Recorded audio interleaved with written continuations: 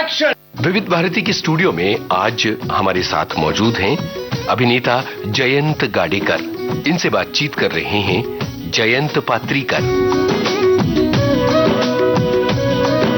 जयंत गाडेकर से जयंत पात्रीकर की बातचीत का ये है दूसरा और अंतिम भाग।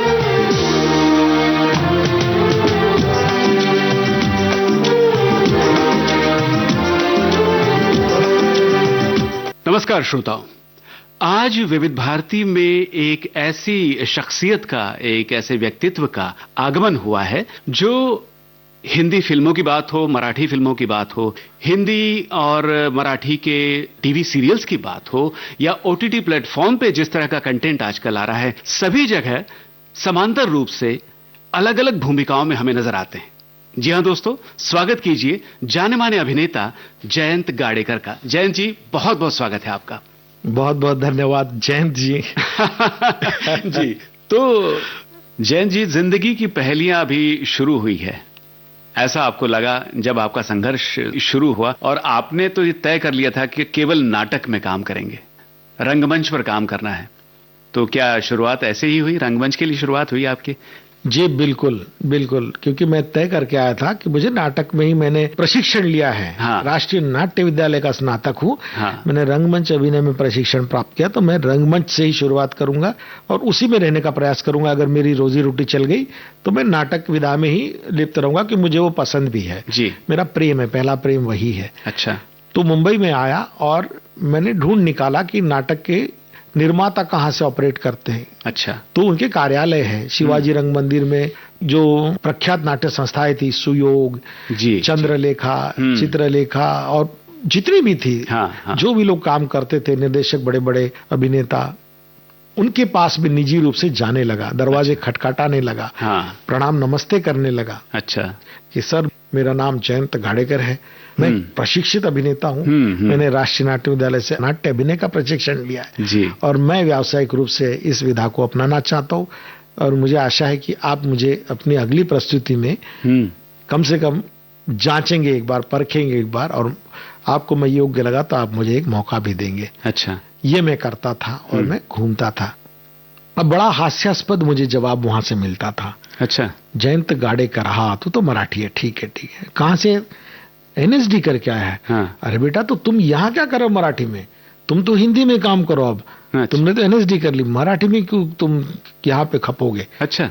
मैंने कहा जी हाँ हाँ, अब तो एनएसडी कर लिया, अब तो तुम्हें हिंदी में आसमान आँख खुल गया है। मैंने कहा जी सर, और ऐसा करके उन्होंने मुझे लौटा दिया। उनको लगा कि अब इसको क्यों ये छोटी चीजों में उलझाए, इसको कुछ बड़ा करने देते हैं।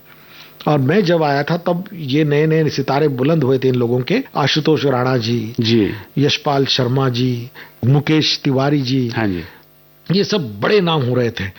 नसीर सर ने तो कमाल छाया हुआ था कई वर्षों से। ओम सर ने, अनुपम सर ने, रघुवीर यादव या सीमा विश्वास, हाँ या रोहिणी हट्टंगड़ी, ये सारे नाम, और सब ये तक जानते थे कि सब राष्ट्रीय नाट्य विद्यालय से हैं। तो बड़ा लाजमी था इन नाट्य निर्माताओं का ये कहना कि जाओ तुम तो हिंदी में काम करो। हाँ, हाँ। मैं कहा ठीक है सर। तो फिर मैं कहीं से जानकारी लेकर के हिंदी का काम कहाँ होता है वो पता करके निर्माताओं के दफ्तरों में गया जी। तब आज की तरह कास्टिंग डायरेक्टर्स जो कहते हैं ना, वो नहीं हुआ करते थे। आपको सीधे निर्माता के कार्यालय में जाना है, निर्देशक के कार्यालय में जाना है, उनसे बात करनी है, उनसे विनती करनी। वहां मैं करने गया तो पूछते थे, अब बड़े बड़े लोग स्वयं मिलते थे, ऐसा नहीं कि तब नहीं था ये चलन। तो वो लोग स्वयं मिलते थे और पूछते थे, हाँ बेटा क्या नाम है आपका? जयंत गाडेकर। अच्छा अच्छा, गाडेकर, तो मराठी हो? हाँ। अरे तो मराठी में काम क्यों नहीं करते? वहां तो इतना स्कोप है, कितना अच्छा थिएटर होता है, कितनी अच्छी फिल्में बनती है, कितना अच्छा टीवी होता है। मैंने कहा जी सर, मैं राष्ट्रीय नाट्य विद्यालय से पढ़कर आया हूँ सर। हाँ, एनएसडी भी कर लिया, ठीक है ठीक है, देखते कुछ होता है तो, लेकिन आप मराठी में कोशिश करो। अच्छा। अब मैं बन गया हूँ पिंग पोंग का बॉल। हाँ। न घर का न घाट का, मुझे करना क्या है। इसी सारी जद्दोजहद में था तो मेरे वरिष्ठ सहपाठी श्री ऋषिकेश जोशी जी का मुझे अचानक फोन आया। जी। मैं जब्बार पटेल सर से मिलने गया हुआ था। हाँ। नेहरू सेंटर। अच्छा। डॉक्टर जब्बार पटेल निर्देशक, क्योंकि उसके पूर्व वो कभी नागपुर आए थे अंबेडकर फिल्म की शूटिंग के लिए। अच्छा। उसका जो अंबेडकर फिल्म बनी है जब्बार पटेल सर के तत्वाधान में, निर्देशन में, उसमें जो दीक्षा का जो समारोह जो दिखाया गया फिल्म में, वो नागपुर में उसका चित्रीकरण हुआ है जी। ठीक है। नागपुर विश्वविद्यालय का जो कार्यालय, जो नई इमारत जो बनी है, वो तब मैदान था जी। उस मैदान को दीक्षा मैदान बना करके वहां चित्रीकरण हुआ था। तो हम स्थानीय सहायक बनकर, लोकल असिस्टेंट बनकर उस शूटिंग में हम सहभागी हुए थे। हमको कुछ 100-200 रुपए दिन का मिला था। अच्छा। और हमने काम किया था। तो पटेल सर से नमस्ते दुआ हुई थी तब। अच्छा। तब मैं ललित कला विभाग का विद्यार्थी था। फिर मैं एनएसडी करके आया, तो मैंने वो एक धागा पकड़ के जब्बार पटेल सर के पास गया कि सर प्रणाम, या पहचाना मुझे? हाँ, तुझे देखा है कहीं। सर, मैं नागपुर के आपकी शूटिंग के दौरान आपके साथ था सहायक। अरे हाँ, अब यहाँ कैसे? सर, मैंने राष्ट्रीय नाट्य विद्यालय की प्रशिक्षण प्रक्रिया पूरी कर ली और मैं अभिनय करने यहाँ आया हूँ। अच्छा। ओ एनएसडी करके आया तू हिंदी में जा। मैं कहा सर मैं ऐसे ही अभी फुटबॉल ही बना हुआ मेरा।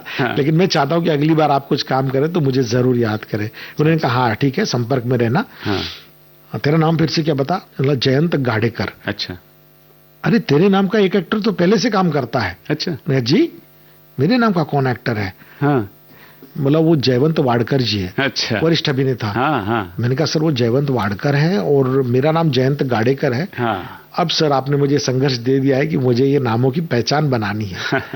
तो मुझे कोई कहे ना कि इस नाम का अभिनेता पहले से है जी। वहां बैठा ही था तो मुझे ऋषिकेश जोशी भाई का फोन आया। हाँ। तो मोबाइल था नया, तो मैंने कहा सर मैं मोबाइल फोन ले लूं, इनकमिंग का भी पैसा लग रहा था।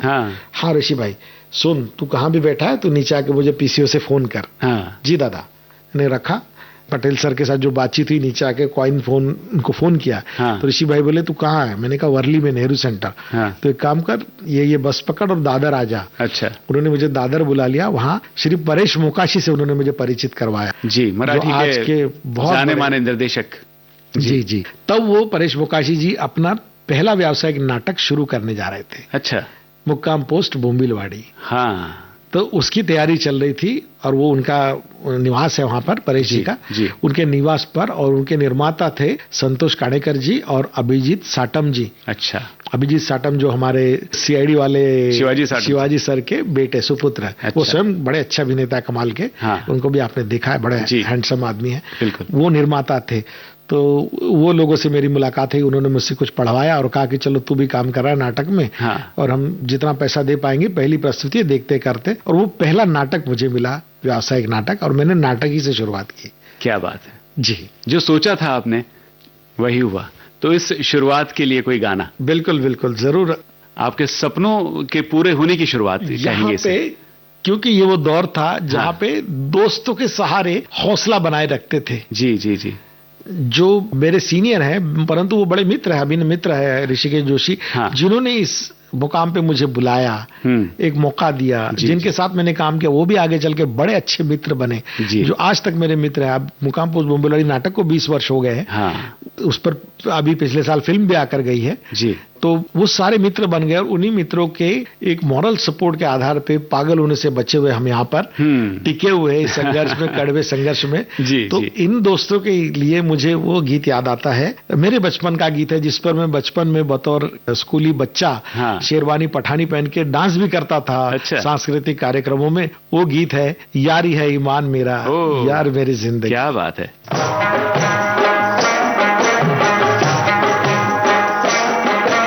यारी है ईमान मेरा, यार मेरी जिंदगी। अरे यारी है ईमान मेरा, यार मेरी जिंदगी। प्यार हो बंदों से ये, प्यार हो बंदों से ये सबसे बड़ी है बंदगी। यारी है ईमान मेरा, यार मेरी जिंदगी।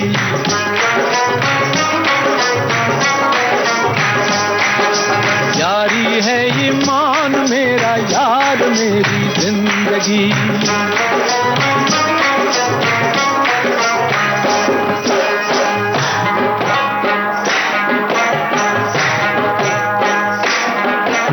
साज दिल छेड़ो जहां में,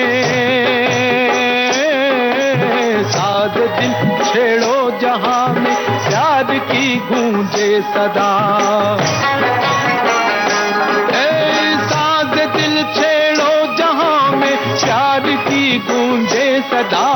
जिन दिलों में प्यार है उनसे बहारें हों फिदा।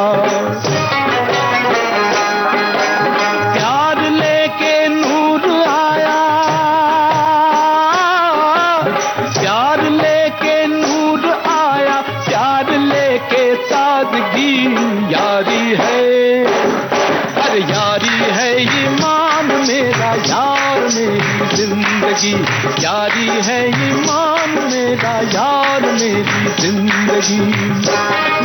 यारों दोस्तों के साथ हौसला बढ़ाते हुए आपकी प्रोफेशनल लाइफ की शुरुआत हो गई थी जयंत जी, और जो आपने सोचा था मराठी रंगमंच से शुरुआत करनी है और मराठी रंगमंच के लिए ही काम करना है, मगर फिर हिंदी फिल्मों की ओर कैसे मुड़े आप? कहते हैं ना, life is not a cake walk. जिंदगी गुलाबों की सेज नहीं है, कभी नहीं।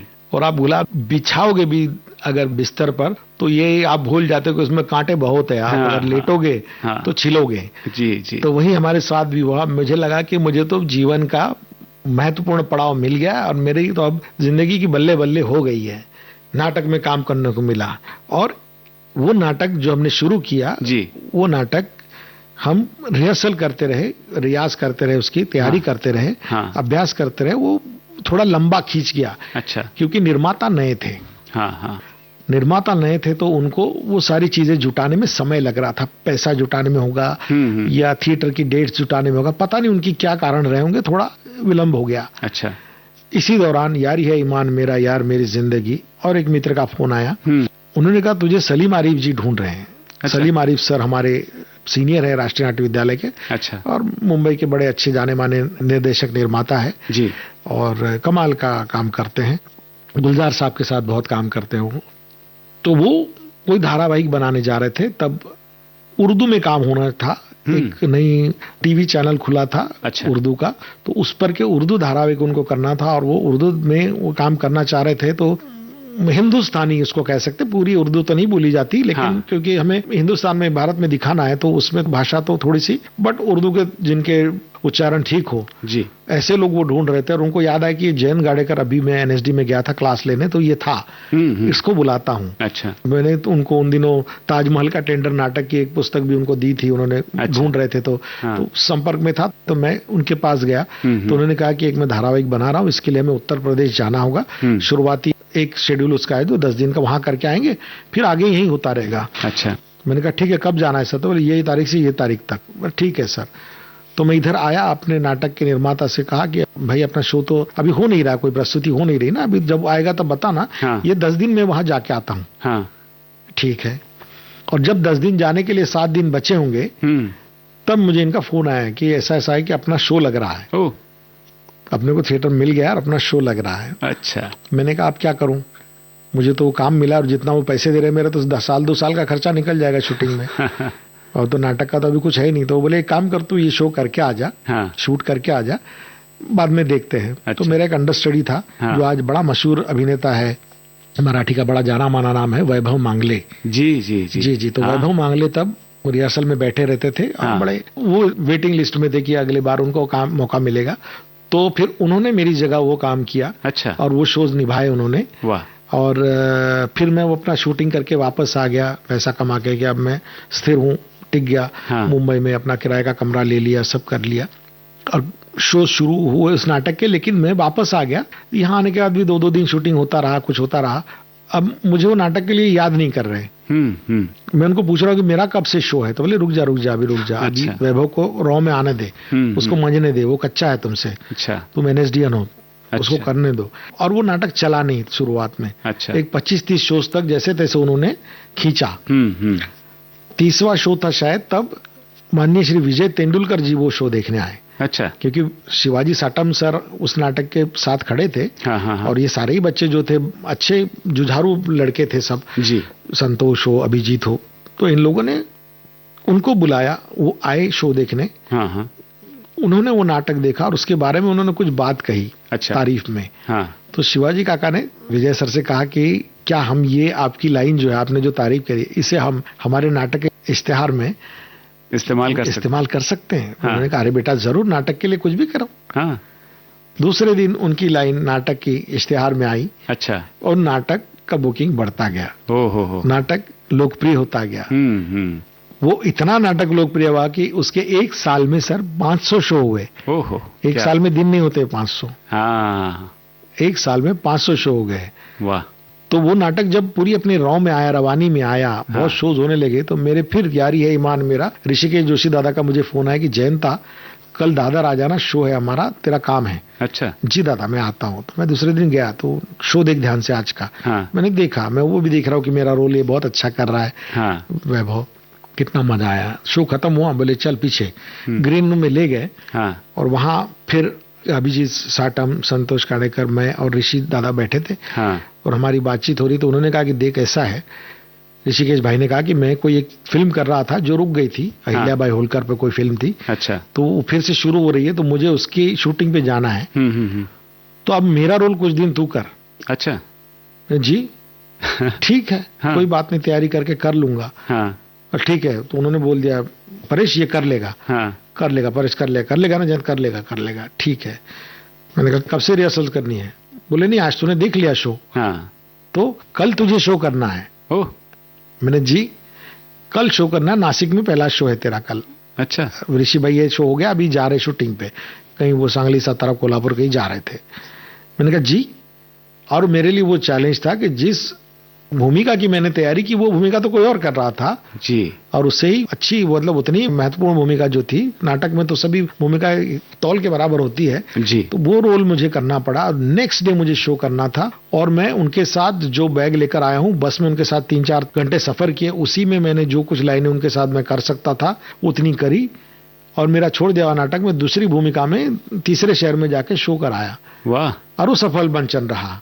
क्या उतनी तालियां बटोरी शायद वो जितनी बटोरते थे, और उतना ही सफल मंचन रहा। और उसके बाद फिर मैं वो नाटक करीब 333 शोज तक मैं करता रहा। मुझे 333 इसलिए याद है क्योंकि 333rd नॉट आउट की ट्रॉफी मेरे पास उस शो की है। अच्छा। और हमारी दिवंगत अभिनेत्री श्रीमती रीमा लागू जी के हाथों मुझे वो मिली थी। उनकी अच्छा। बड़ी प्यारी याद है। हाँ हाँ।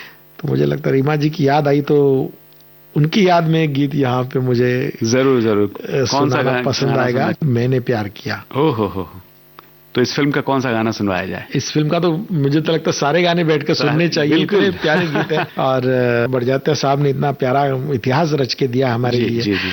तो उनमें से जो फिल्म के उत्तरार्ध में आता है, जब नायक जो है वो कष्ट भोग रहा है, पत्थर फोड़ रहा है, हाँ। तो उनका गीत है। आप मैंने प्यार किया फिल्म के उस गीत का जिक्र कर रहे हैं जो शायद शारदा जी की आवाज में है। हाँ जी जी जी जी। तो रीमा जी की याद आई तो उनकी फिल्म मैंने प्यार किया याद आई। तो उस फिल्म का वो गीत जो उसके उत्तरार्ध में आता है, कहे तो से सजना ये तोहरी सजनिया, पग पग लिए जाओ मैं तोहरी बलैया। कमाल का गीत है, बहुत उसमें करुणा भरी है और सुर संगीत और लोकगीत और सबका एक बहुत अनूठा मिलाप है। वाह, आइए सुनते हैं।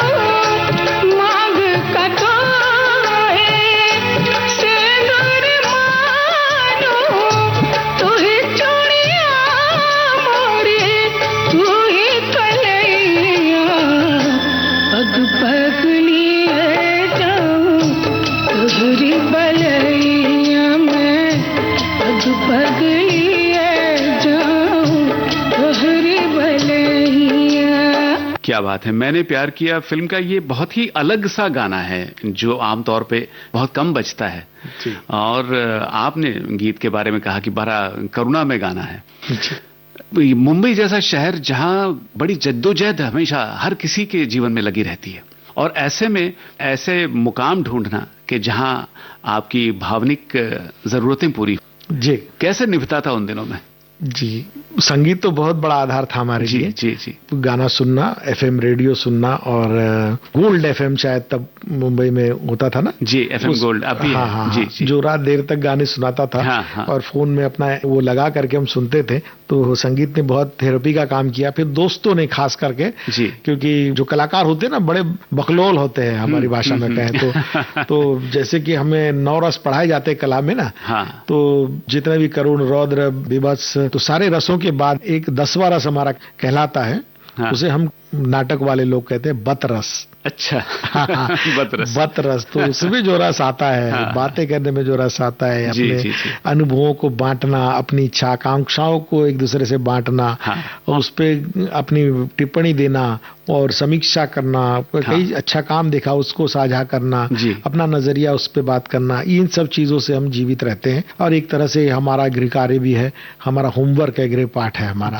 तो ये हम हमेशा से बरकरार रखा। हमने अपने आप को कभी पास टाइम जो होता है ना, पास टाइम हमेशा हमने कंस्ट्रक्टिव रखने का प्रयास किया, हमेशा सकारात्मक समय बिताने का प्रयास, रचनात्मकता जो है जी जीवन में हमेशा उसे बनाए रखा। नहीं तो हमारे लिए कला से अच्छा बहाना कोई नहीं, या कला के बारे में बात करने से अच्छा बहाना कोई नहीं, कला के या समाज के बारे में विचार विमर्श करने से अच्छा नशा कोई नहीं। मैं चाहता हूँ, जीवन बहुत बड़ा नशा है जी, उसी को ठीक से जिए अगर तो कभी आप होश में आओगे ही नहीं। जी जी। जयंत जी, आपके फिल्मों की अगर एक बात करें तो 2003 से जो शुरुआत हुई, आप तेरे नाम में थे, आप डॉन में जो दोबारा बनी फिल्म उसमें थे, आप नेताजी सुभाष चंद्र बोस में भी थे, 2004 की फिल्म दिल बेचारा प्यार का मारा, ये भी एक फिल्म आई थी, बिल्लू में आप है, कमीने में आपने रोल किया, अजब प्रेम की गजब कहानी। इतनी विविधता आपके किरदारों में है जो आपने निभाए हैं, तो इसकी क्या वजह है कि राष्ट्रीय नाट्य विद्यालय का एक विद्यार्थी जो हर तरह के किरदार निभा, आप कभी टाइपकास्ट नहीं हुए? जी, ये तो मेरा भाग्य है जो मैं टाइपकास्ट नहीं हुआ, मेरा भाग्य और मेरी थोड़ी जिद भी आप इसको कह सकते हैं। क्योंकि उन चीजों से मैं हमेशा बचता रहा या उसके लिए मैंने कई नुकसान भी उठाए। जैसे हम सुनते आते थे, हम छोटे थे जब इस विधा में छोटे थे और नई नई शुरुआत की थी, तब सुनते थे कि पंकज कपूर साहब हमारे वरिष्ठ सहाध्यायी है, एनएसडी के सीनियर और बड़े लोकप्रिय अभिनेता है देश के, बहुत ही कमाल के अभिनेता है, चमत्कार है वो तो एक। उनके बारे में सुनते थे कि यार उन्होंने एक जासूस का रोल किया था, फिर उसके बाद तो उन्होंने उस तरह की कोई भूमिका ही नहीं की। फिर उन्होंने एक फटीचर का रोल किया था, फिर उसके बाद तो कई सालों तक उस तरह की भूमिकाओं में ही नहीं आए। यहाँ तो कला के व्यावसायिक विषयों में ऐसा है कि एक अगर लोकप्रिय हो जाता है तो उसी को आपको करते रहना पड़ता है। एक भूमिका में आप होते हो तो उसी के रिपीटेशंस, उसकी पुनरावृत्तियां होती रहती हैं। उनके साथ क्यों नहीं हुआ? तो किसी ने हमें बताया, उनके निकटवर्तियों ने, कि पंकज सर का नियम है कि एक तरह की भूमिका वो एक बार अदा कर देते हैं तो उसके बाद वो 3-4 साल तक उस तरह की बात करने वाले से बात भी नहीं करते। वो कहते कि 3 वर्षों तक अभी इस भूमिका से, इस प्रकार से हम अभी अपने आप को दूर रखेंगे, संन्यास ले लेंगे, फिर दूसरी तरह का कुछ लाइए। तो कास्ट करने वाले को, उनको इस्तेमाल करने वालों के लिए एक बहुत बड़ी एक चैलेंज होता था हमेशा। तो हमने कहा कि चलो अपने लेवल पे, अपने औकात के अनुसार, अपनी वकूब के अनुसार हम भी प्रयास करते हैं कि बहुत ज्यादा अपने आप को रिपीट ना करें। रिपीट ना करेगा मतलब होता है कि आप कई सारे आपके व्यवसाय के मौके आप गंवाते हों। क्योंकि जो आपको फोन कर रहा है वो चाह रहा है कि आपसे काम करवाना, आपको मानदेय देना चाहता है। और अगर आप काम नहीं करना चाहते तो आप मान के चलिए कि आपने उतना मानदेय ठुकरा दिया है। तो ये लड़ाई तो लड़नी पड़ी। और हम नाटकों का ही रियाज जब करते थे या शोज करते थे, उसी दौरान किसी नाटक के ही कलाकार दोस्तों ने कहा कि अरे यार एक टेस्ट चल रहा है एड फिल्म के लिए, विज्ञापन की फिल्मों के लिए, तो उन लोगों को ना थोड़े ऐसे चंचल बदमाश अभिनेता चाहिए। अच्छा। मैंने कहा चंचल बदमाश क्या होते हैं? तो बोले थोड़े ऐसे खुराफाती अभिनेता हो जो लीक से हटकर सोचते हो, ऐसे लोग उनको चाहिए। मैंने कहा कि ऐसा कहाँ है, ये कब है? चलो चलते, हमारा शो तो नहीं है। तो उनके साथ मैं भी हो लिया था और मैं उनकी वो टेस्ट में उतर गया। उतर गया तो उन्होंने कहा, तो हमें तो ठीक से बैठना भी नहीं आता था, वो बड़ा कॉर्पोरेट माहौल था और हम अपने बहुत ही उम्र के हिसाब से और अपनी प्रतिभा के उबाल के हिसाब से और अपने एड्रेनालिन रश की वजह से इतने उछल कूद मचा रहे थे, तो उनको रस आया हमें कि अरे ये मजेदार बंदा है कोई। तो उन्होंने हमसे भी जब जांच करवाई तो हमने कहा कि सर, उन्होंने जो कुछ थीम सुनाया था उसके तहत हमने कुछ एक प्रस्तुति कर दी। उन्होंने उसको कैमरा पे टेस्ट, उसको हमें पता नहीं था कि इसे स्क्रीन टेस्ट या ऑडिशन कहते हैं, उन्होंने कर लिया। तो बोले एक बार हम कैमरा ऑन करते फिर आप करिए, फिर हमने किया। फिर हमने कहा कि सर ये इसमें वो मजा नहीं आ रहा, रस नहीं आ रहा। तो उन्होंने कहा कि हमारे इतना बड़ा कमेटी बैठा है, इतने बड़े राइटर्स के कॉपी राइटर्स बैठे हैं, इतनी वहां पो करके इतनी जद्दोजहद करके उन्होंने बनाया, आप कहते मजा नहीं आ रहा। नहीं सर, अगर हम करते तो हम इसको ये करते हैं, क्या करते आप बताइए। तो उन्होंने कैमरा ऑन कर लिया और हमने कुछ एक दो वेरिएशंस कर दिए। अच्छा। तो वो जो उनका जो पैनल बैठा था वो सब तालियां बजाने लग गया। तो हमें लगा अरे प्रस्तुति हो गई हमारी, चलिए ठीक है। फिर उनका फोन आया कि आपको हमने इसके लिए सिलेक्ट किया है और दो चार चीजें आपकी हमारी जोड़ करके हम कुछ बनाएंगे। और पहला विज्ञापन मैंने किया था वो था एयरटेल का विज्ञापन था, बड़ा मजेदार, आज भी वो देखा जाता है। सफेद वो मास्क लगा के हम सैलून में बैठे हैं और हमारा कुछ वो फेशियल वगैरह चल रहा है, यहाँ पे 2 खीरे रखे हुए और फोन बजता है। तो हम खीरा निकालते, फोन देखते, हमारा नहीं बजा, सैलून वाले का नहीं बजा, किसका बजा फोन? तो फोन वो जो चाय लेके आया है लड़का, उसका बज रहा है। विज्ञापन ये था कि भाई अब हर कोई हो सकता है मोबाइल। जी जी। ऐसा नहीं कि आप बड़े धनी आदमी होना जरूरी नहीं, अब आम आदमी भी मोबाइल अफोर्ड कर सकता है। जी जी। तो वो वैसा वो बड़ा मजेदार विज्ञापन था। तो पहला विज्ञापन हमने किया, वो देख के हमें और कई विज्ञापनों के लिए बुलावा आया। और आज तो मैं बड़े गर्व के साथ कह सकता हूँ कि मैंने नहीं कुछ तो 300-400 विज्ञापनों में मेन स्ट्रीम विज्ञापन, जिसको प्रॉपर टॉप ब्रांड्स इंडिया के जो भी होंगे, भारत के हमारे जो भी व्यावसायिक उपक्रम होंगे, उन सबके लिए हमने किसी न किसी रूप में विज्ञापन में हिस्सा लिया। और विज्ञापनों का एक बड़ा अच्छा एक उनका रूप ये भी है कि वो बहुत कम समय में पूरे किए जाते हैं। आप देखते हो तो विज्ञापन होता कितना है, सबसे बड़ा विज्ञापन 1 मिनट का होता है, 30 सेकंड का होता है, 10 सेकंड का होता है उसके लिए, लेकिन वो शूट विस्तार से करते हैं। बट 2 दिन हफ्ता भर में सारे विज्ञापन कंप्लीट हो जाते हैं और उसमें धनराशि बड़ी अच्छी होती है, संतोषजनक होती है, क्योंकि वो सीधा सीधा व्यवसाय से जुड़ा हुआ है। क्योंकि आप जिस चीज का विज्ञापन कर रहे हो वो चीज बिक रही है, तो उससे धनराशि प्राप्त होती है। तो उसने हमें यहाँ पे जमे रहने में बहुत बड़ा आधार दिया। बिल्कुल बिल्कुल। हम विज्ञापनों की भी बात करेंगे और विज्ञापनों में जिस तरह का अभिनय किया जाता है और बाकी नियमित व्यवसाय में जो अभिनय होता है उसकी भी बात करेंगे। यहाँ एक गीत सुनते हैं आपकी पसंद का। तो अगर आपके ज़हन में याद हो, हमसे पहली पीढ़ी का वो गीत है जी, लेकिन इस समय बहुत सटीक है, जो मुझे हमेशा मेरे दिमाग में गूंजता रहता है कि ना बाप बड़ा ना भैया, the whole thing is that कि भैया सबसे बड़ा रुपैया। महमूद साहब का गीत है ये, चलिए सुनते हैं प्लीज।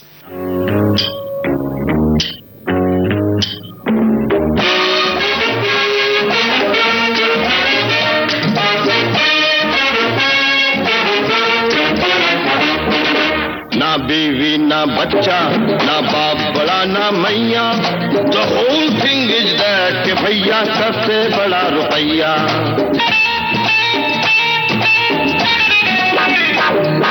ना बीवी ना बच्चा, ना बाप बड़ा ना मैया, the whole thing is that कि भैया सबसे बड़ा रुपैया।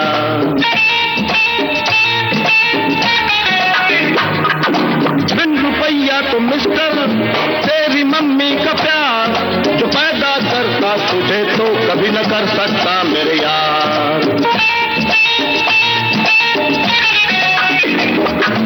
डॉक्टर लौट जाता भी न मिलती अगर, तुम माँ के पोटे के अंदर पड़ा ही रह जाता हर बार। जो किया जिसने पैदा वो ईश्वर है ना मैया, the whole thing is that कि भैया सबसे बड़ा रुपैया।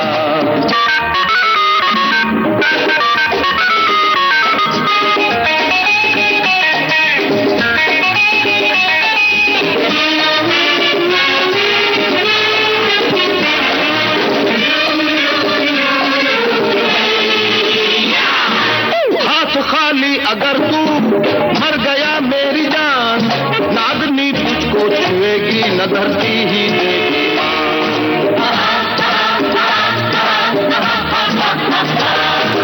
अब ये है मेरे भाई ये खुदा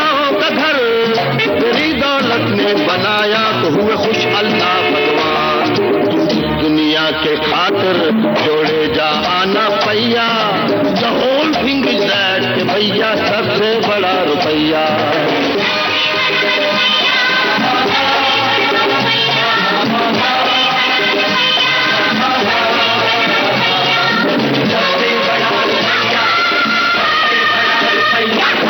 एक लीडर को देखो, he is looking so very grand, उड़ाता फिरता डिनर है in the hotel Sun and Sand. उसके लड़के की शादी देखे जाइए न पूछ, कहाँ से आया ये हाथी, from where this English man. आज कहाँ का नेशन, काहे की धरती मैया, the whole thing is that भैया सबसे बड़ा रुपैया। सबसे बड़ा रुपैया, सबसे बड़ा रुपैया, सबसे बड़ा रुपैया, सबसे बड़ा रुपैया, सबसे बड़ा रुपैया, सबसे बड़ा रुपैया। जैन जी, सबसे बड़ा रुपया, बात तो बिल्कुल सही है कि जिंदगी की सारी ज़रूरतें जिससे पूरी होती है और उसी की तलाश में हर कोई है। वो जो दौर था जब आप फिल्मों में भी काम कर रहे थे, धारावाहिक में भी काम कर रहे थे, स्टेज पर, रंगमंच पर भी आप सक्रिय थे, और अभी इस गीत से पहले आप जिक्र कर रहे थे विज्ञापनों का, विज्ञापनों के लिए भी कर रहे थे। ये जितनी विधाएं हैं इनमें अभिनय ही करना है जी, मगर तरीका अलग है, शैली अलग है, ढंग अलग है उनको पूरा करने का। जी, क्या फर्क है, आप क्या कहना चाहेंगे? चूंकि मैं रंग विधा से आता हूं जी, नाटक की विधा से आता हूं, शुरुआत मेरी वहां से रंगमंच से हुई है। हाँ, तो मैं उसमें बहुत सहज था, रहा हूं हमेशा से, आज भी हूं। और मैंने नाटक करना आज भी नहीं छोड़ा। मैं आज भी कोई ना कोई एक रियाज में नाटक का करता रहता हूं। अच्छा। हम अभी भी किसी नई प्रस्तुति की तैयारी में जुटे हुए हैं। हाँ। तो वो रंग विधा से मैं हूं। तो अब मोटा मोटी जिसको हम कह सकते हैं, आमतौर पे जो भाषा होती है, कहा जाता है कि रंगमंच अभिनय जो होता है थोड़ा सा लाउड होता है, लार्जर देन लाइफ होता है, क्योंकि आप श्रोताओं से, दर्शकों से बहुत दूर एक अंतर पे बैठे होते, एक मंच पे होते हो, जमीन से ऊपर होते हो, और आपका चेहरा साफ उनको दिख नहीं रहा होता इतनी दूर से। और पहला श्रोता तो आपसे 20-30 फीट की दूरी पर बैठा है, और आखिरी श्रोता तो पता नहीं उसके भी 20-30 कतारों के बाद बैठा है जी। तो आपको वहां तक कि आपकी आवाज, आपकी भाव मुद्राएं, आपकी शरीर बोली, जो देह बोली जिसको कहते हैं हम, बॉडी लैंग्वेज, ये सब के जरिए आपको एक प्रभाव साधना है जी। एक कलाकृति को प्रस्तुत करना है तो आपको थोड़ा बड़ा होके करना पड़ेगा। ये कहा जाता था, माना जाता था, परंतु अब समय के साथ चीजें बदलती गई है। अब तो ऑडिटोरियम छोटे हो गए हैं जी, प्रेक्षागृह छोटा हो गया है, प्रेक्षागृह की पद्धतियां बदल गई है। अब अलग अलग तरह की चीजें हो गई, कुछ बहुत बड़े भी हैं हमारे पास, इतने बड़े हैं कि आप तो मतलब ह्यूमन वॉइस तो जा ही नहीं सकती, आपको बिना तकनीकी आधार के आप पहुंच नहीं सकते हो। ये हो गया है, कई चीजें हो गई है। फिर आप कैमरा की बात करते हैं कि मंच पे अगर अभिनय बड़ा करना पड़ता है तो कैमरा पे छोटा करना पड़ता है, आप कहते हैं। बट कैमरा भी क्या होता है कि कैमरा भी अलग अलग प्रस्तुति के लिए आपको ले रहा है जी। जो फिल्मी पर्दे पर दिखा रहा है वो कैमरा का उद्देश्य कुछ और है जी, जिसको कहते हैं दूरचित्रवाणी, टेलीविजन के पर्दे के लिए जो ले रहा है, उस कैमरा का कुछ उद्देश्य अलग है जी। क्योंकि रंगमंच पे क्या होता है कि आप कहीं प्रस्तुति करने जा रहे हो, दर्शक वहां देख के आया है, एक मनोवस्था में आया है, वो तैयारी करके आया है, उसे पता है मुझे 1.5 घंटा टॉयलेट नहीं जाना है, मुझे 1 घंटा पानी नहीं पीना है, मुझे जो बोल रहा है समझना है, और ये यहाँ पे मेरे लिए प्रस्तुत कर रहा है तो इसने भी कुछ तैयारी की है, क्या इसका बैकग्राउंड होगा। अच्छा, वो एक शुद्ध दर्शक होता है। हाँ जी। वो राह चलता दर्शक नहीं होता है। हाँ। राह चलता आदमी नहीं होता है जी। बनिस्बत इसके सिनेमा में आप अगर जाते हैं, प्रेक्षागृह में जाते हैं, वहां भी दर्शक तो आया है, परंतु उसका उद्देश्य मात्र मनोरंजन यही है। वो एक अच्छा समय बिताने आया है जी। वो रस निष्पत्ति चाहता नहीं, ऐसा नहीं चाहता है, परंतु वो सारी रस निष्पत्ति चाहता है और उस हद तक चाहता है जिसमें उससे आनंद की अनुभूति हो। ये नहीं कि नायक की दुर्गति पर वो रोता नहीं है, रोता है, बट उस रोने में उसके लिए आनंद है जी। तो वो सब उससे गुबार निकालने के लिए उस कैमरा को, उन अभिनेताओं को उन परिवेश में जितना नजदीक जाकर के या दूर जाकर के या समाहित रूप से उनको चित्रित करना पड़ता है, उसके अनुपात में हमें अपनी प्रक्षेपण, अपने संप्रेषण की डिग्री जो है कम ज्यादा करनी पड़ती है जी। हमें शॉट से पहले पूछना होता है डायरेक्टर से कि सर हम क्या टाइट क्लोज ले रहे हैं, मिड शॉट ले रहे हैं, लॉन्ग शॉट है, फुल शॉट है, क्या है, कंपोजिट है, दोनों लोग हैं, या मेरे कंधे से इनके लिए, उनके कंधों से मेरे लिए हो रहा है, या मुझे यहाँ जो एक व्यक्ति बैठा है लेकिन आप कैमरा उनकी जगह रख दिया तो क्या मुझे कैमरा में देख के बोलना है या वो थोड़े इधर बैठे। थोड़ी तकनीकी बातें हैं जी। वो चीजें सीखनी पड़ती है, नहीं तो हास्यास्पद स्थिति हो जाती है अभिनेताओं के लिए जी। क्योंकि मैं रंगमंच से हूं तो मेरे हाथ पाँव मतलब मेरा रोआ रोआ अभिनय करता है। बिल्कुल बिल्कुल। लेकिन कई बार कैमरा के लिए हर चीज के हिलने डुलने की जरूरत नहीं होती। अभी तो जरूरत तो छोड़िए, वहां संभावना ही नहीं होती कि मुझे करना है कि नहीं यार मुझसे नहीं हो रहा, मैं हाथ हिला के करना चाहता हूं, बट जहां मैं हाथ हिला रहा हूं वहां हो सकता है कि लाइट का स्टैंड हो, मेरे हाथ हिलाने की जगह ही नहीं है क्योंकि मेरा मात्र चेहरा कैमरा में आ रहा है। तो वो थोड़ा सा वो तकनीकी रूप से हमें उसका अनुपात कम ज्यादा करना पड़ता है। अच्छा। और वहीं दूरचित्रवाणी या टेलीविजन जिसे हम कहते हैं, यहां दर्शक आपके घर में आए थे, दूरचित्रवाणी जो है वो प्रस्तुति आपके घर में लेके आ रहा है। जी जी। जयंत जी, आपका जो फिल्मी सफर रहा है, हिंदी फिल्मों की बात करें या मराठी फिल्मों की भी बात करें, इनमें कुछ ऐसी फिल्में हैं जो पुरस्कार प्राप्त फिल्में रही हैं, फिल्म समारोहों में बड़ी उसकी चर्चा हुई, उन्हें पुरस्कार भी मिले। खासतौर से नदी बहाते एक फिल्म आई थी मराठी की जी। तो एक संभावना हमेशा से रही है कि सार्थकता फिल्मों की जो है, सार्थक फिल्में अब भी बन रही है। जी जी। एक अभिनेता के रूप में आप भी ऐसी फिल्मों की खोज में रहते हैं? जी। एक रहस्य आपको बता दूं कि ये जो लोकप्रिय कला प्रस्तुतियां जो होती है, जिनको हम पॉपुलर सिनेमा या पॉपुलर आर्ट कहते हैं, हाँ। क्योंकि मैं सार्थक परिवेश से आया हूं जी। मैं हमेशा से साहित्य और जिसको कहते हैं अभिजात कलाओं के पृष्ठभूमि से आता हूं, तो मेरा उसके प्रति रुझान और उसके प्रति मेरी गंभीरता एक अलग तरह की है। तो ये जो लोकप्रिय कलाओं में मैं जो आज समाहित हुआ हूं या समाहित किया गया हूं, मैं उनको प्रयोग ही इसलिए करता हूं कि वो मुझे जीवित रखे, ताकि मैं अपनी उन सारी विधाओं को, उन सारी अभिजात प्रस्तुतियों को अपना खून पसीना दे सकूं, जिनमें शायद वो कमर्शियल्स नहीं होते हैं जो अदरवाइज हमारे लोकप्रिय कलाओं में प्राप्त होते। क्या बात है। बहुत बहुत बढ़िया, बहुत गहरी बात आपने कही है जयंत जी, कि जिस किसी विधा में आप शामिल हैं उसमें क्लासिसिज्म को खोजना, उसके अभिजात होने की अपेक्षा करना, उम्मीद रखना, बहुत बड़ी बात। जयंत जी, आपका जो फिल्मी सफर रहा है, इसमें जितनी फिल्में आपने की, जितने किरदार निभाए, इनकी शुरुआत के बारे में बात कर सकते हैं? इनकी शुरुआत के बारे में भी बात करें, और कोई खास अनुभव? जी जी, कमाल रहा। मैं भाग्यशाली रहा कि जो मैं तय करके आया था कि राष्ट्रीय नाट्य विद्यालय मुझे चुना नहीं तो मैं पढ़ के आऊंगा, फिर चुना जाऊंगा, चुना गया। मैं नाटक करने जाऊंगा मुंबई, मैं नाटक करने आया था, मैंने पहला नाटक ही किया, व्यावसायिक नाटक किया जी। फिर जब तक कर सका किया, और वो नाटक इतना सफल रहा, मैंने आपसे कहा कि एक साल में 500 उसकी प्रस्तुतियां हुई। परंतु नाटक विधा का अपना एक मर्यादा है, उसका एक कॉमर्स लिमिटेड है जी। उसमें क्योंकि जीवंत आपका दर्शक होता है, तो एक प्रेक्षागृह में कितने दर्शक बैठेंगे, 500 शोज में कितने दर्शक देख गए होंगे, कितना उसमें जिसको कहते हैं महसूल इकट्ठा हुआ होगा, जिसमें से मेरे हिस्से कितना आया होगा। तो उसमें मैं घर गाड़ी बना तो नहीं सकता अपना, मुझे किराए पे ही रहना पड़ेगा। तो मुझे जैसा कि उन्होंने बचाया, विज्ञापनों की शूटिंग उन्हें बचाया, तो वही करते करते एक दिन मैं ये विज्ञापन के शूटिंग के लिए हम अंधेरी में 4 बंगला में घूमते थे कि मेरा उधर टेस्ट है, मैं जा रहा हूं। तो राह में चल रहा था तो किसी ने मुझे आवाज दी पीछे से, जयंत। मैंने पीछे मुड़ के देखा तो मैंने पहचाना, तो मैंने सच में नहीं पहचाना था उस व्यक्ति को। तो बड़ी दाढ़ी वाड़ी बढ़ा के साधु बाबा बन के, मैंने कहा कौन है? तो मैं सुहास हूँ। तो मैंने कहा अरे सुहास पारवे? हाँ, अब वो सुहास भोसले नाम से जाने जाते हैं। अच्छा। वो मराठी फिल्मों के डायरेक्टर हैं, निदेशक है, बहुत अच्छे। रेती, कोती ये फिल्में उन्होंने बनाई है जी, बहुत अच्छे डायरेक्टर है। तो वो मिले मुझे रास्ते में चलते हुए अंधेरी में। मैंने कहा अरे सुहास, पहचान में नहीं आ रही, दाढ़ी वाड़ी बढ़ा ली। बोले हाँ यार थोड़ा बिजी रहता हूँ। तो क्या कर रहा है तू, तेरा हो गया एनएसडी? बोला हाँ हो गया। तो सुहास और हमने एनएसडी की जो मैंने दूसरी बार परीक्षा दी थी, तब सुहास मेरे साथ परीक्षा देने आए थे। अच्छा। और अंतिम पड़ाव तक वो थे, उसके बाद उनका चयन नहीं हुआ, दुर्भाग्य रहा। परंतु ये फिल्म इंडस्ट्री का भाग्य है कि आज वो बड़े निर्देशक बन के उभरे।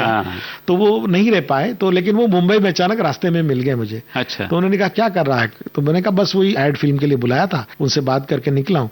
अरे चल मैं अपने डायरेक्टर सर से मिलाता हूँ, मैं उनका सहायक निर्देशक हूँ अभी इन दिनों। तो वो तुम्हारे शहर के हैं। मैंने कहा कौन है? तो बोले मिलिंद उके सर एक है, जो FTI के स्नातक है फिल्म एंड टेलीविजन इंस्टीट्यूट के, वो फिल्म बना रहे हैं, तो मैं उनको असिस्ट कर रहा हूँ, तो चल मैं तुझसे मिलवा देता हूँ। तो लेके गया, उनके ऑफिस नुमा उनकी जगह थी वहां पर। तो मिलिंद जी से मैं पहली बार मिला, बड़ा अच्छा लगा, एक प्रतिभाशाली व्यक्ति से मुलाकात हुई। मिलिंद जी काफी लंबे अरसे तक संजय लीला भंसाली सर को असिस्ट करते रहे, उनके साथ बड़ा अच्छा काम किया था, और वो अपनी स्वतंत्र फिल्म बनाने जा रहे थे। तो वो देवकी नाम की एक मराठी फिल्म बना रहे थे। हाँ, शिल्पा तुळसकर जी, मिलिंद गवळी जी, डॉक्टर गिरीश ओक सर और अलका कुबल जी, ये सब बड़ी धुरंधर फिल्म कास्ट थी उन्होंने। और उन्हें कहा, अरे तू तो नागपुर का लड़का है, तू तो NSD भी कर लिया, चल तू कुछ कर ले मेरी फिल्म में, कहीं ना कहीं तुझे खड़ा कर दूंगा। और उन्होंने मुझे एक छोटी सी एक डॉक्टर की छोटा सा किरदार मुझसे करवाया था उन्होंने। तो मेरी पहली फिल्म भी मराठी हुई, और उन्होंने मुझे बाकायदा पैसा दिया था और अच्छा काम करवाया। और वो फिल्म भी इतनी कामयाब रही, उस साल की सबसे कामयाब फिल्म थी। हाँ, देवकी। उस फिल्म को गवर्नमेंट के और प्राइवेट चैनलों के मिला के उस साल के 27 पुरस्कार है कुल। हाँ, क्या बात। तो मेरी शिरकत बड़ी छोटी रही उसमें, जो भी हो। अभिराम भड़कमकर जी ने वो लिखी थी। वो भी NSD के वरिष्ठ स्नातक है और जिनको संगीत नाटक अकादमी का पुरस्कार भी है।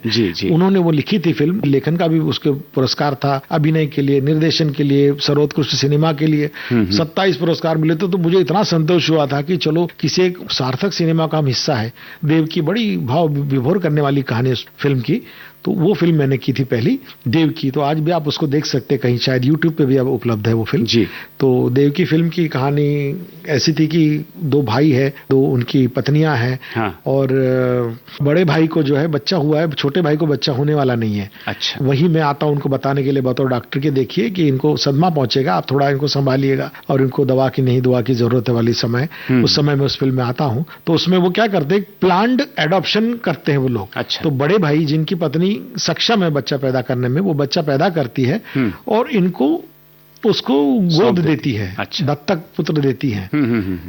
और कहानी में ट्विस्ट आगे ये आता है कि उनका अपना बच्चा किसी दुर्घटना में कालशेष हो जाता है। और वो माँ जो 2 बच्चों की माँ है, वो बिना बच्चों के रह जाती है। जो माँ बच्चा नहीं, जिसका उसके पास एक बच्चा है, और फिर वो उस पर दुविधा होती है कि वो माँ वापस तो मेरा बच्चा है, तो मैं बच्चे के बगैर कैसे रहूंगी। और बड़ी प्यारी कहानी, कमाल।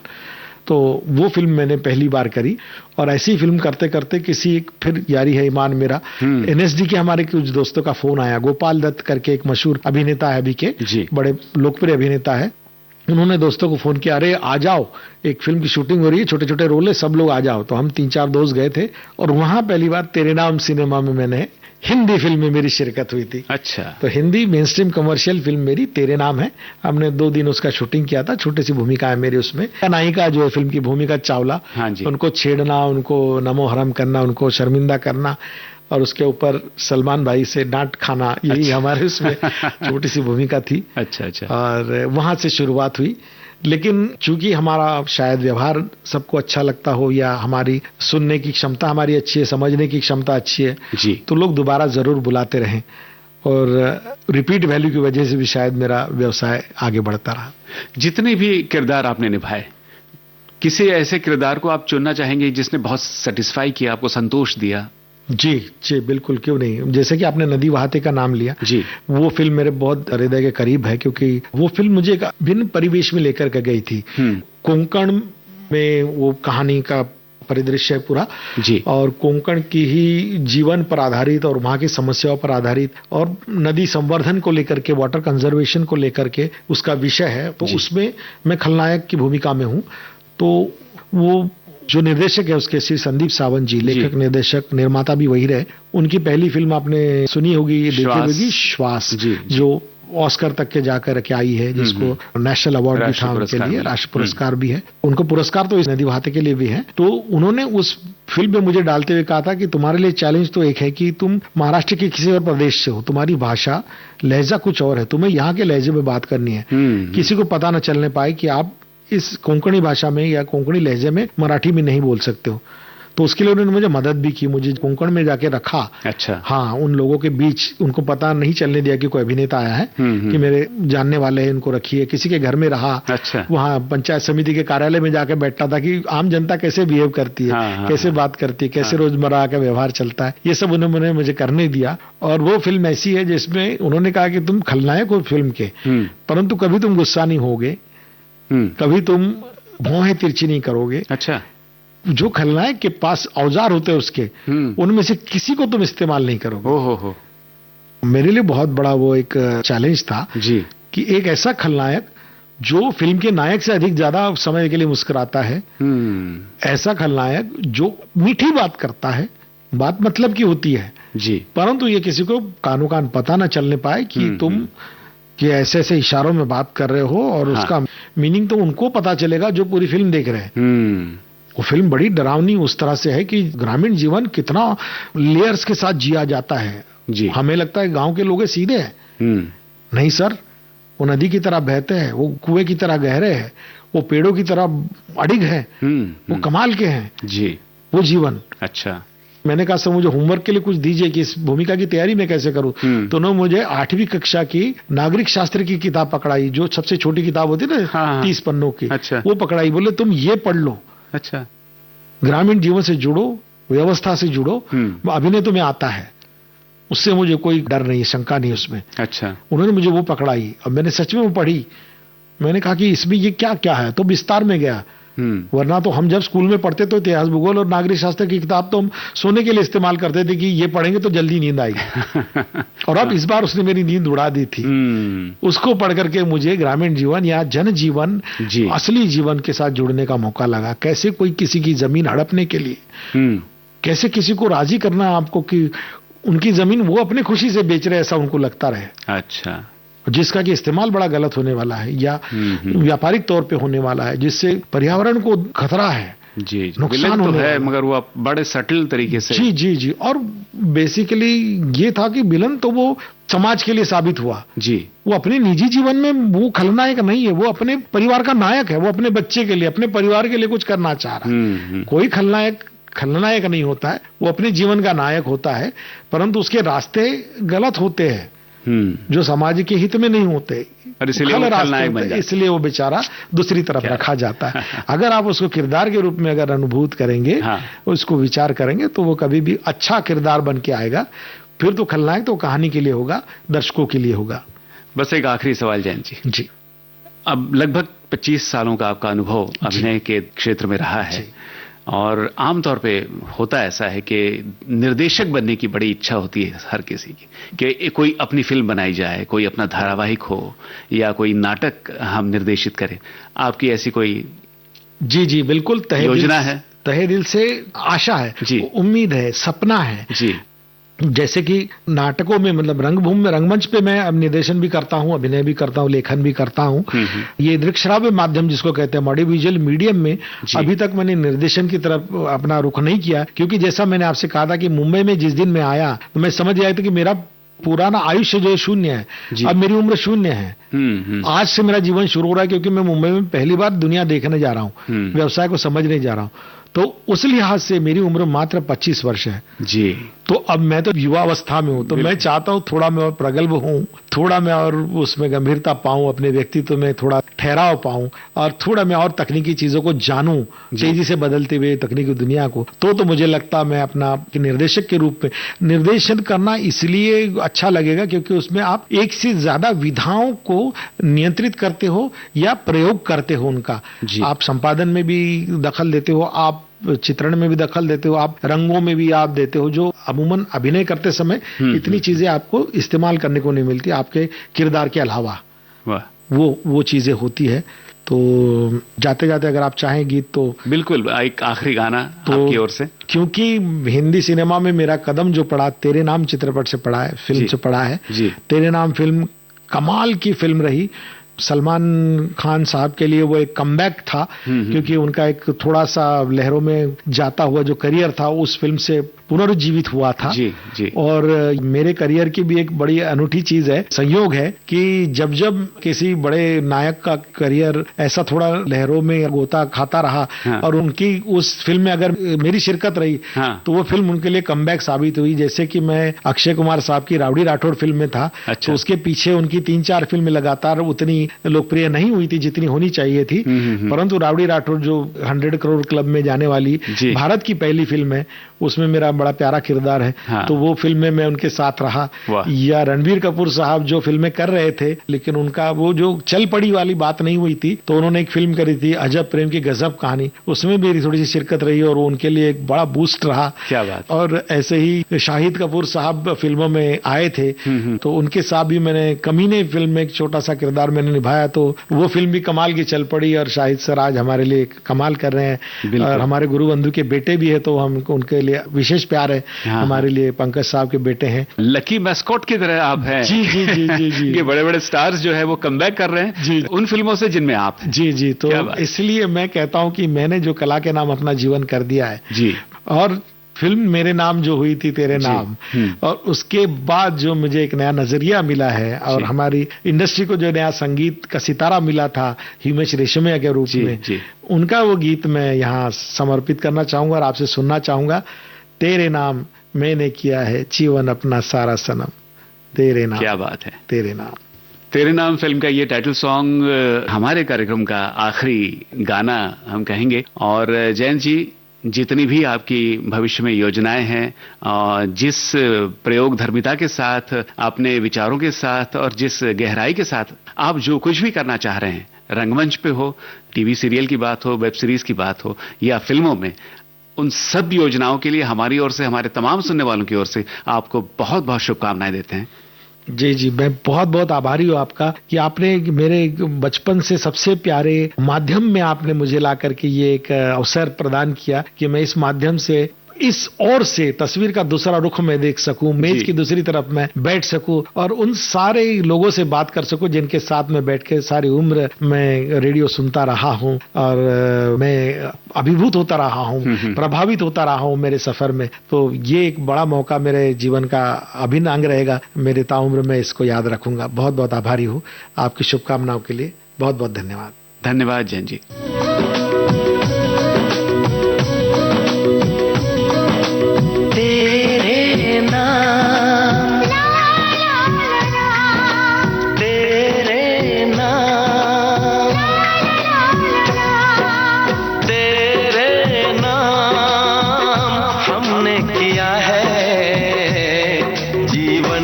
अपना सारा सनम हो, जीवन अपना सारा सनम, प्यार बहुत करते हैं तुमसे, इश्क है तू हमारा सनम हो, इश्क है तू हमारा सनम।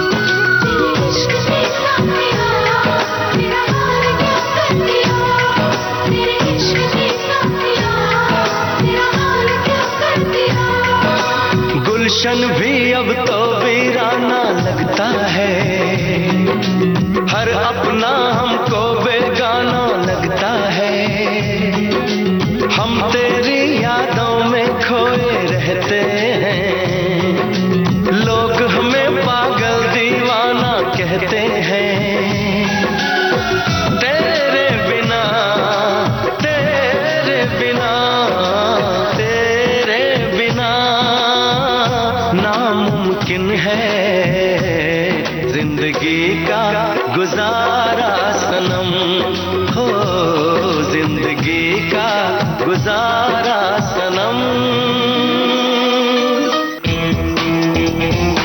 ये था अभिनेता जयंत गाडेकर से जयंत पात्रीकर की बातचीत का दूसरा और अंतिम भाग। रिकॉर्डिंग इंजीनियर गणेश शिंदे, प्रस्तुतकर्ता जुबैर खान।